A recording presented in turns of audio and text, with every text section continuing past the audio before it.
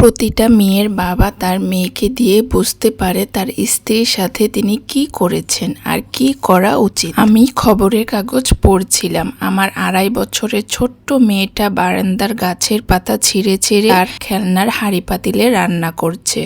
একটু পর ভ্রু কুঁচকে আমার কাছে দৌড়ে এসে জিজ্ঞেস করলো, বাবা চা খাবে? চা খাবার বদ অভ্যাসটা আমার বেশ পুরনো।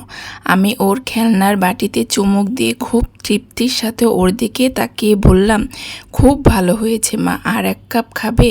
আমি বললাম, না মা, বাবা পড়াশোনা করছি।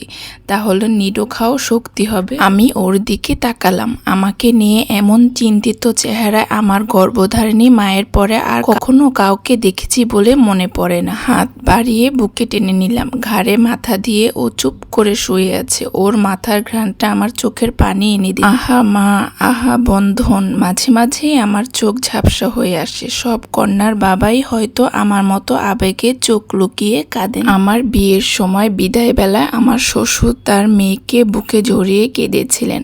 আমার হাত চেপে বলেছিলেন, মেয়েটা আমার বড্ড আদরের, ও কোনো ভুল করলে আমাকে বলবে বাবা, বকাঝোকা করো না। আমিও তেজি ঘোড়ার মতো কেশরওয়ালা পাগড়ি নাচিয়ে সুবোধ বালকের মতোই বলেছিলাম, অবশ্যই বাবা। আমি ওয়াদা রাখিনি, সংসার জীবনে চক্রবাকে আরেকজনের কন্যাকে কাঁদাই, হয়তো বকাঝোকাও করি, পুরুষত্বের বাহাদুরি ফলাই। আমার স্ত্রী আজ আমার সংসার নিয়েই চিন্তিত। তার বাবার বৃত্তের বাইরে সে আজ তৈরি করেছে আলাদা বৃত্ত বলয়। এই বৃত্তের কেন্দ্রেই শুধু আমাদের সন্তান আর বদমেজাজে আমি। কতটুকু স্যাক্রিফাইস একজন নারী করে তার সংসারের জন্য। একজন বাবার মূল্যায়ন নিজের কাজ দিয়ে হয় না, বরং মা কিভাবে বাবাকে সন্তানদের সামনে উপস্থাপন করছেন তার আলোকেই নির্ধারিত হয়। সন্তানেরা মায়ের চোখে দিয়েই বুঝে নেয় বাবা কি হিরো নাকি ভিলেন। তাই একজন ভালো বাবা হওয়ার আগে একজন ভালো স্বামী হওয়া খুব জরুরি।